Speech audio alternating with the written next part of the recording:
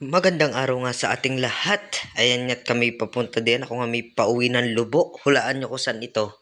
Sang part ito ng Batangas. At kung pasaan kami. At yan na nga, papunta kami diyan sa may malaking berhen. Sa Monte Maria. Na napakaganda at magandang pagpasyalan.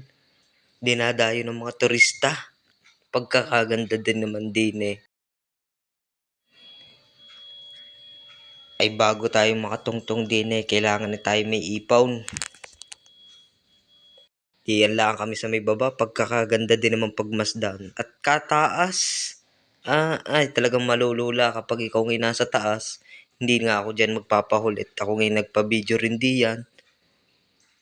Kala mo may toong may tinitingnan eh. Sino ka sinisilayan mo diyan? Yan yan, glass walk, tinatawag.